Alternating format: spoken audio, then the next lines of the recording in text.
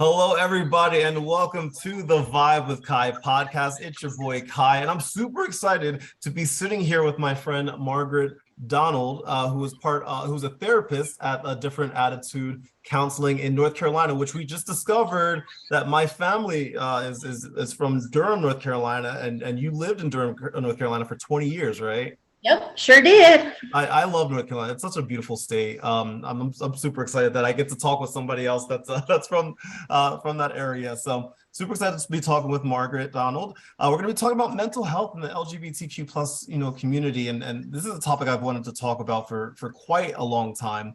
And so I'm happy that I actually get to broach this subject because it's something that I think should be talked about as we go about ending the stigma surrounding mental health in general, but specifically in these very unique and special worlds that we all live in, especially with the LGBTQ plus, the BIPOC community, all of this, that mental health is not talked about as much as it should. So but before we get started, my friends, if you are enjoying everything that you're going to be watching or listening to today, be sure to follow me on all of your favorite social media platforms at The Vibe with Kai, or visit my official website at thevibewithkai.com. And you can also get some exclusive mental health stuff over on my Patreon. It's only $1 a month. You get access to a bunch of stuff you won't be able to get anywhere else. But enough about me. This is not about me today. It's about my guest today, Margaret Donald. After spending years in the mental health field, Margaret started to notice how clinical and sterile counselors approached the healing process. Margaret strives to make sessions relaxed and calming while still achieving your desired goal. She has a bachelor's of social work and a master's of mental health counseling. Margaret Donald, hi, how are you? That's me. I'm super excited that we get to sit and chat today. This is super cool. So for those, if you don't mind, can you just spend a little bit just to tell people, about who you are and what you do and how you help people? Well, I've been in the mental health field since 2001. And back then I was just had my bachelor's degree. So it was what they called a qualified professional. Mm-hmm. And I would work with people and help get their needs met and everything. And the more and more I was doing that, people would come back. I would take people to their therapy appointments and they would come back and get in the car and they'd be like, I'd rather talk to you, Margaret, than that lady. And so I just kind of started feeling like maybe that's where it should go. And so then I ended up going back to school and getting my master's and becoming a counselor. Right. And I can't imagine doing anything else. I love it so much. It is that's amazing that you get to sit and just chat and help people, just pretty much every day. I would imagine you've learned a lot from just talking with people, right? Because you've been doing it for such a long time, and I can only imagine just the stuff that you've learned, about other people, about yourself. About myself too, really. That's huge. And I hope that, everybody tries to do that, learn a little bit more about themselves every day. But doing this really makes you see a lot of stuff. You see a lot. Right. Yeah. I really appreciate, I always have to make sure I give, shout outs to the entire mental health professional community, because y'all are just taking on some of the most difficult subjects, most difficult moments in people's lives, some of the darkest moments in people's lives that people have to deal with. And, mental health doesn't discriminate. It affects everybody, whether they know it, whether they realize it or not. And so when we approached each other about talking today, you talked about the LGBTQ plus community and mental health. And I'm very curious, what does the mental health side of the LGBTQ plus community mean to you personally? I really wanted this to be a space where people felt very safe just coming in and exploring their journey and wherever they were in kind of discovering their sexuality or their gender. And so, that's just what I really try to cultivate, is just that feeling of a safe place. Right. Because we have so many young people now kind of questioning where they are on both of those spectrums, and they are a spectrum, and people really need to start kind of recognizing that sexuality and gender can move around and can be different. It doesn't have to be the binary things that we thought they were at one time. So, just making sure that I have that, and being very accepting and warm and kind to everybody that steps through the door, and want them to feel like that they're just welcome there exactly how they are. Right, Do you know right. Yeah, and it's funny because we talk about this, and like hearing you say it, it's like, to me, it's like, yeah, obviously we want to accept, as many people and love as many people as we can, but not everybody feels that way. And it's hard especially for our young people to navigate this life, which is already difficult, while still dealing with people that just are not as accepting as you and I, which is, it's 2022 or 2023. Oh my gosh, it's a new year. It's 2023, and it just blows my mind that we just can't listen and accept and understand. Why do you think that is? Why do you think people have such a difficult time just listening and accepting this? I think it's probably the older generation that is struggling the hardest, and that's just because they were not taught that way. They were very much taught there's man and there's woman and there's nothing in between. And I don't know if this was the case for you, but even when I was in high school, we didn't have anybody that was out. Like it just wasn't a thing. And now, it's nothing for kids to come out at school. It's easier for them to come out at school and around the people there than it is sometimes at home. And I'm like, wow, that's heartbreaking, don't you think? Right. And we're going to be getting into that definitely, because I have some questions about parents, and how they deal with their children as they go through this process. So let's start off with you as a counselor, as a therapist. You get to meet up and speak with a lot of these young people, every single day. What is the world like for them right now? 2023, so much going on in the world. From your experience, speaking with these young people, what is it like for them in the world right now? I think they feel unseen and unheard, because they will say, I feel like I'm a male. And then everybody just kind of goes, oh, no, you don't. You're fine. It's whatever. It's your friends that you're hanging around with. It's this, it's that. And for that first while, parents and a lot of people will just disregard it. And it's just a phase or something like that, right? Yep. And sometimes, Kai, it is. Sometimes it is just kind of testing the waters and seeing where you feel in. Sure. Which is normal for any person, to experiment and to, and with anything. Like sometimes people like to play baseball for a season, and then they're like, oh, it's not really my thing. It's so normal for people to experiment. I wish more people would realize that and allow that to kind of be the truth. And then I don't think we would have quite as much of this kind of chaos that it feels like that the kids are having to kind of live in. And then sometimes they go to, I can only speak like in North Carolina, because this is where I have, my experience. But we have teachers here that will sometimes not want to use the kids' preferred pronouns, or they don't want to use the kids' preferred name. But if it was Jonathan and he came in and he said, I want to go by Johnny, they don't have any problem with that. So it blows my mind. It blows my mind and I think what upsets me the most is not just necessarily when people just don't, get it. It's the people that don't even try. Yep. It's like they don't even attempt. They're just like, no, I'm just gonna call you what I want to call you. And how is that hurting anybody, Kai? How is it possibly hurting anybody to call somebody else by a name they want to go by? How does that cause you pain? I don't understand.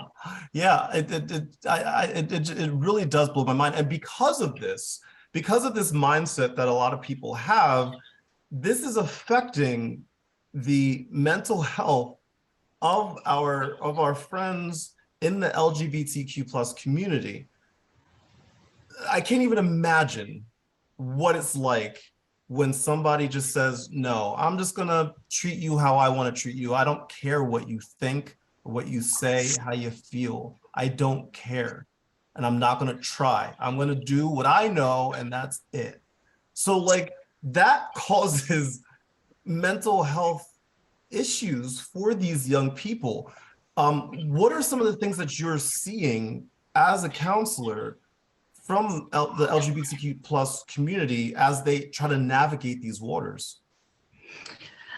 One of the long-term kind of things that I see is the feeling of not being worthy because that's what they've always been told. You're not worthy of whatever. You're not worthy of that name. You're not worthy of that gender. And so they go through a long period of time in their life where they think they're not enough. They're not worthy.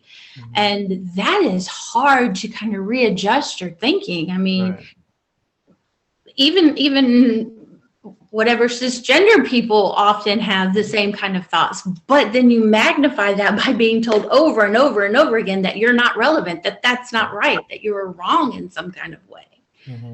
It's difficult. It's I just it really upsets. I mean, it upsets me. I can only imagine what it's like for them. Are there any specific, I guess, disorders that you're seeing that come across like more so than others? Like, are you seeing more anxiety, depression? Is there a certain thing that you're seeing more of in your experience?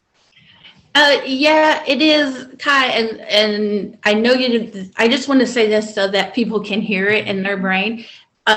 Those kind of things do come up, not because a person is transgender or of, a different kind of sexuality, but because of the rest of the world. Sure. Okay. So I just want to make that clear for people that sometimes kind of get that part of it confused. Right.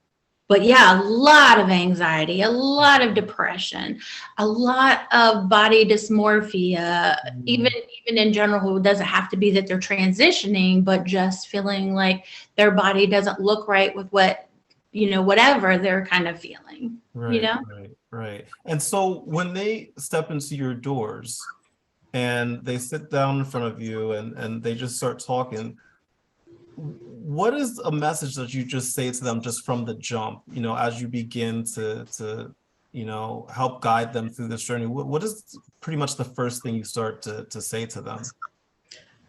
That just kind of all depends. I try to find whatever we can connect with, something, authentically that we can connect with and kind of bring that in.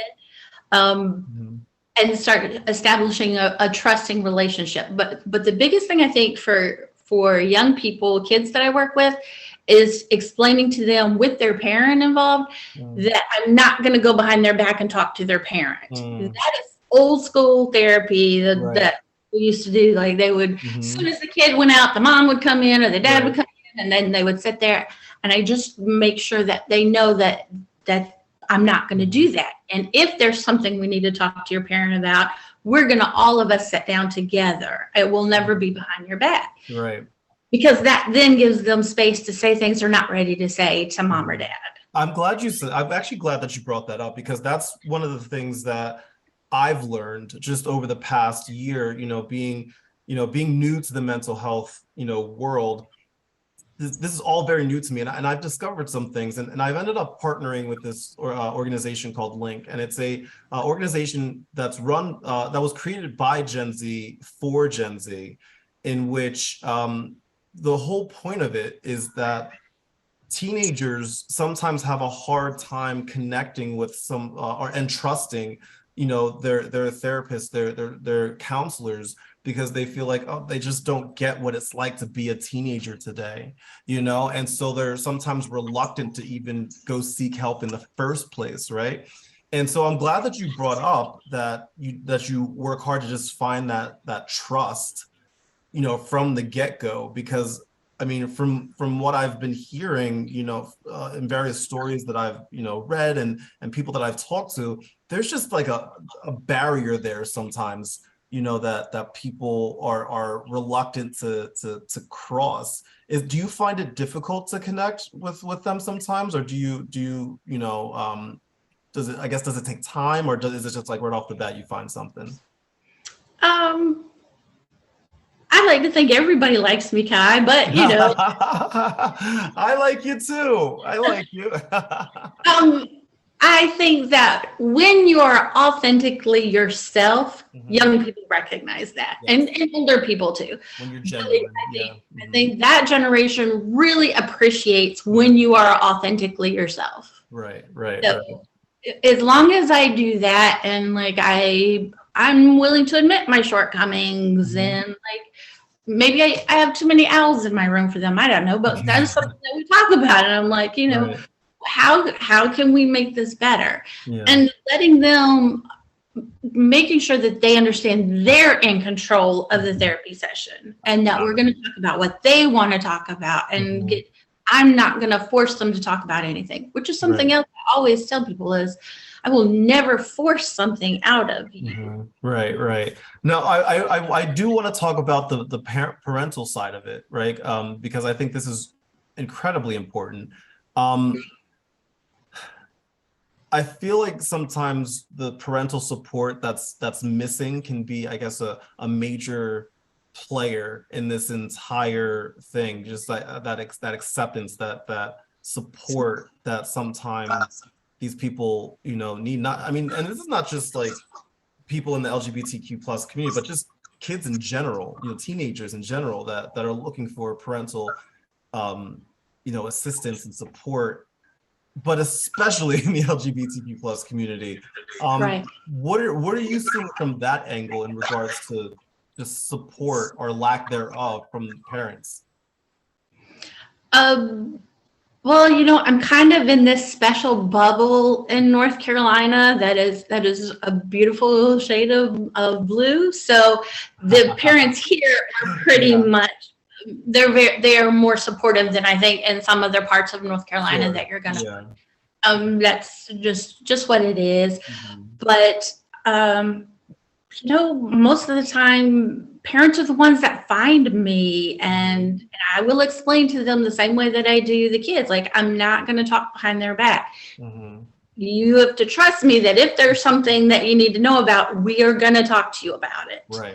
And of course, if you're going to hurt yourself, if you're going to hurt somebody else, all of those are outstanding and across the board. That just gets a conversation right away. Yes. So. Yeah.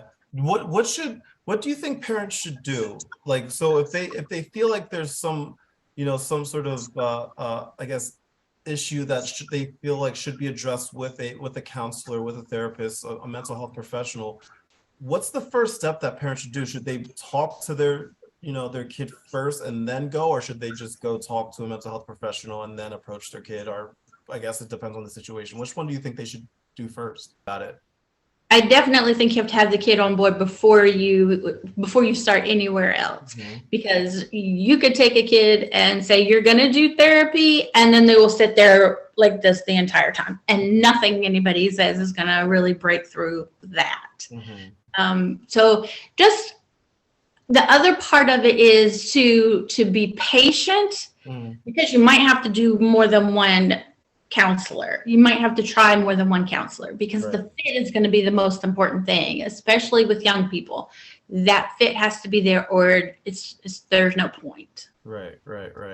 I feel like sometimes, there are so many barriers that come into play in regards to people that have difficulty, I guess, getting access to care, things like status and race and other identity factors that come into play. Do you see that from your angle too? Do you find that people just have difficulty getting the help that they need, or is it one of those things like, no, it's there, you just got to keep working to find it kind of thing? It's not easy to find. There is some work that you have to put into it. The other part of that too, I think, Kai, is that while I feel like most people would want someone that looks like them or that has some similar kind of background with them, sometimes you can still find a connection with somebody that doesn't necessarily look Sure. like you, somebody that doesn't necessarily have the same life experiences, or you might not even know what life experiences Sure. your counselor has had.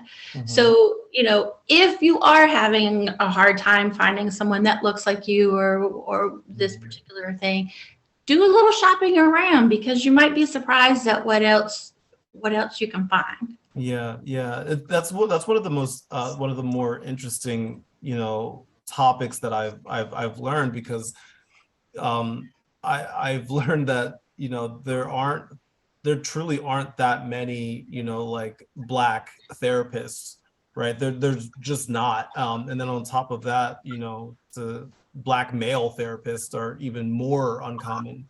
And so it's interesting having that conversation with younger people to get their insight into, and we were talking about trust earlier, and sometimes there are people in the Black community, and I'm pretty sure it would be the same in the LGBTQ plus community as well, that are like, no, I want to talk to somebody that just has been through what I've been through. But what you're saying is that sometimes you should still give it a shot, to speak with somebody else that may not have gone through exactly what you're going through, may not look like you, but they could offer perhaps a different perspective or a different like approach to it. Am I correct there?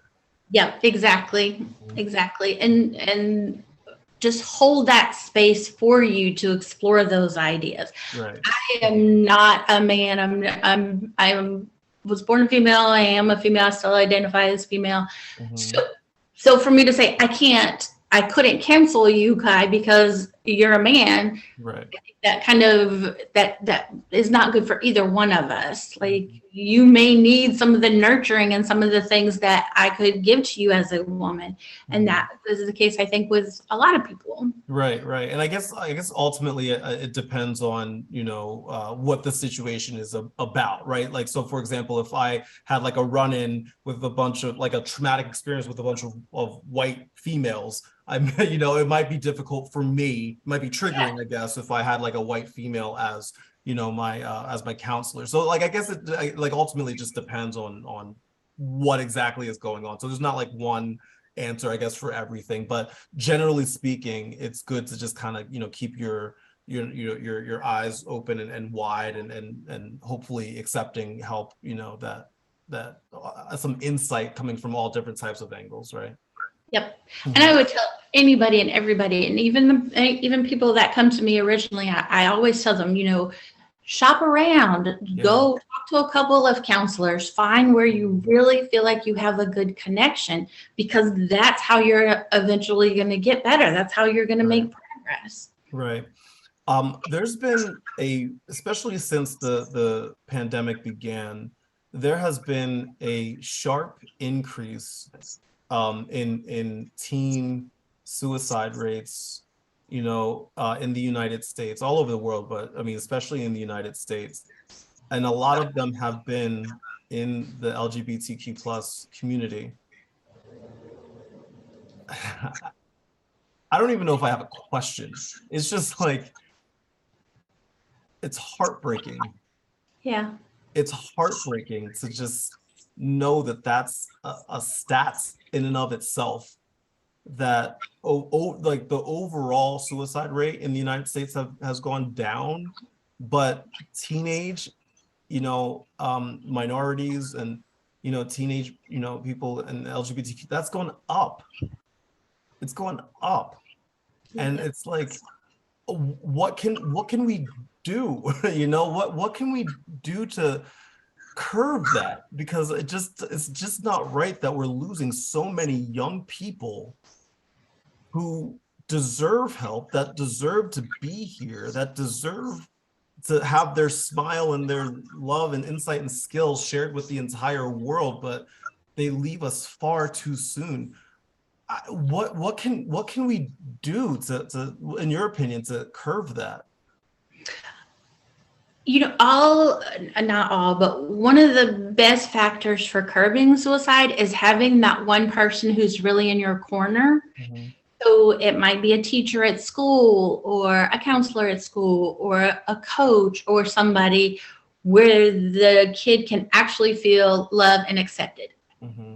Obviously, mom and dad are an important part of that. Mm-hmm. But if you can't come out to mom and dad because Right. you're scared, but you can come out to your coach and your coach is very accepting and loving of you, that kind of sets a better foundation for those kind of things. When you have nobody and all you're hearing is all of these slurs thrown at you all day long, and I mean, it can just really break you down Right. fast. Mm-hmm. Mm-hmm. It's so just scary. Because I mean coming like because I've there's been situations in my life, and this is how my whole mental health journey began for me personally, like where I would just have these dark thoughts that I never thought I would have. This was back in like 2018, where I remember sitting in my kitchen and saying, I don't want to be here anymore. I am a burden on people. My issues are a burden on people. And it was at a point that I was sitting in my kitchen and I was looking across my kitchen, and across from my kitchen was like a cabinet that had like a bunch of cleaning materials in it. And I was sitting in my kitchen looking across at that cabinet, debating which one I should use, which one would hurt less, Hmm. and I mean, that's when that was the moment I was like, whoa, okay, well, yeah, stop, right? But luckily I was able to pull myself out of that, but not everybody is able to do that. Right. And can you imagine having those thoughts and then having all of these Right. whispers of people, well, you'd be better off dead anyway. Nobody Yes. likes you anyway. Yes. Yes, absolutely. Saying that you're better off dead, saying that you don't belong here, go somewhere else. Yep. Like either behave or be the person that I tell you are, or leave, go away, and we won't care if you leave. That Yep. is heartbreaking to know that in 2023, this is still a conversation that we have to have. What, as allies ourselves, what can we do, for our friends in the LGBTQ plus community? I think being open and supportive and listening Yeah. and doing the very best that we can to use Mhm. their pronouns and not Mhm. use dead names if at all possible. Mhm. Those kind of things. And just reminding them how much that we love them Yeah. exactly where and who and how they are. Right, right. I read a lot about, isolation within the LGBTQ plus community, where a lot of them just feel alone. I mean, they could be surrounded by millions of people and still feel alone. Um, what can they do if they have that feeling of isolation? Like maybe they don't have that support system, that friend or that family member that, they feel can accept them or support them or love them the way that they need. What can they do if they're having that thought of isolation? In some schools, they have a Stray Gay Alliance, Mhm. and that is a really good place to kind of start intermingling with people that are either very strong allies or actually in the LGBTQ population as well. Mhm. Finding a teacher that Mhm. you can trust. Right. And sometimes teachers have stickers that say safe space in their Right. classroom. Mhm. So you could go there and maybe have lunch there instead of having to go to the lunchroom where it's a Right. lot of crap going on all the time. Lunchroom is a horrible place for some kids. Yes. Mhm. Having another place that they could eat would be really helpful. Right, right, right, right. I love this conversation because I mean I when I was I still do I'm in the theater world, and musical theater, and for a lot of people in the LGBTQ plus community, that's a safe space for them. And I've learned so much, from that community, and I've learned so much from them about acceptance and love and caring. And sometimes I sit here and I watch the people that hate on this community, and I'm like, you have no idea what you're missing out on. You have no idea what Yep. fun, educational, loving, amazing people you are missing out on because you just don't want to acknowledge their existence. You're missing some really cool people. Yep. You That is know? so true. Yes, Yes. that is absolutely true. Oh man, I'm like, oh, y'all, I don't feel bad for y'all missing out. you know. Um, this is the part where I get scared, but I love it. So I always like to be put on the spot, and I allow you to ask me any question that you want, and I answer it. So I always love kind of like springing it on to people, and then that way they can spring it on to me, and I have to answer because I always tell people that are listening, like, this is not like rehearsed or anything like that. We just kind of keep it as casual and organic as possible. So I turn it over to you. What questions do you have for me? Well, I think one of the first questions I would have is how do you make safe spaces for the LGBT community in your own life? Mhm. Because being in the theater, that is a place that's has a lot. So Yes. how are you making it safe for people? Yeah, it's funny. Number one, I always do my absolute best to address them the way that they want to be addressed. Right. I'm not 100% all the time, but they know I'm trying, and so I 100% do my best to respect and understand how they identify. Right. Number one. Number two, I just listen. I listen. I want to learn. I want to know about their experiences. I want to know their highs, their lows, the good things, the bad things. I just love to just ask questions and just sit back and listen about the experience, and not try to project my own stuff over there, and just like accept them and validate their feelings and validate their thoughts, and just be like, thank you for telling me. Thank you for helping me learn, because I end up getting such a wealth of information and a different perspective that I never, ever, ever would have gotten if I didn't just sit back and listen. Yep. And I feel like a lot of people just don't do that sometimes, like they just don't want to sit, and that's for any situation, they just don't want to sit back and just listen and just kind of take it in. And sometimes it's not about your personal opinion, sometimes it's not about making it about you, or it's not making it about me. It's about just letting somebody just like talk, and you listen and learn. Yep. Mhm. Listening is a skill that I think a majority of people have not mastered. Yes. That's what my mom would say, especially back when I was younger. She's like, "You're not listening to me." She's like, you hear me, but you're not listening." Exactly. She definitely, she'd be happy with me now, but back in the day, my mom was not. She's like, "You're not listening to me at all."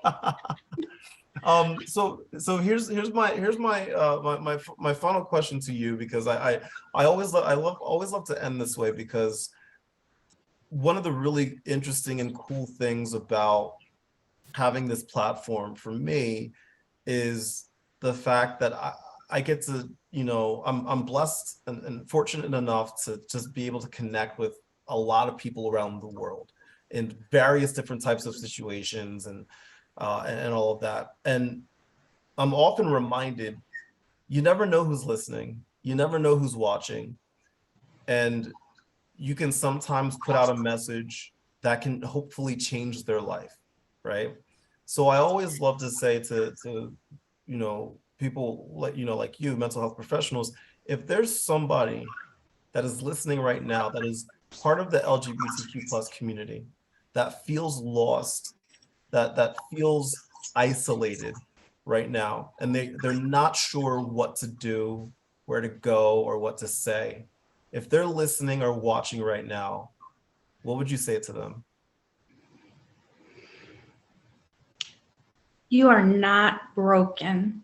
Mm, There is nothing wrong with who you are. mm, And there are a lot of people that love you. And I think that's what I really want people to know, is that there are a lot of people, you might not be able to see them some days, but there are a lot of people that love you. yes. Hmm. That's I can't, I want to just like have that on repeat, just like over and over again. And I just want to remind people over and over again, there are people that love you. There are people that want you here. And like, there's some days where it may feel like nobody, like I know I have those days where I'm like, nobody wants to deal with my nonsense right now. Nobody wants to deal with me and all the stuff that I have to go through.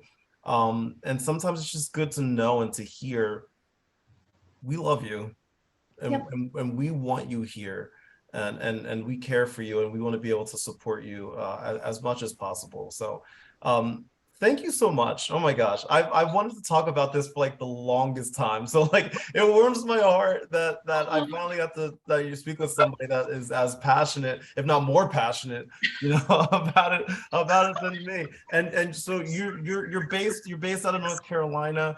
And if anybody in the North Carolina area, specifically, Cary, North Carolina, if they want to reach out to you, what can they do? They can call or text me, either one. I'm good with either one, at 919-519-0087. They can go to the website, which is just differentattitude.com. And then they can click on to email me. My email is ridiculously long, so it's just easier to go there and find it. Absolutely.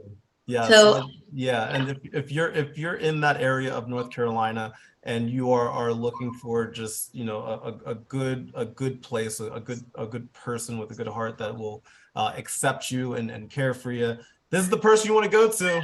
yeah, Right here. thank you Right so over here. much. Yes. I really appreciate you allowing me this time to come on and talk about it. I am very passionate about this and about taking care of our young people and the LGBT community in a whole. So. No, I really do appreciate your time and your insight, because I always say to people, I am not a mental health professional, nor do I play one on TV. So so your insight and your knowledge and all of that, it's very much appreciated. So thank you so much for your time. Everybody else, if you enjoyed listening to this, if you enjoyed watching this, be sure to follow me on all of your favorite social media platforms at The Vibe with Kai.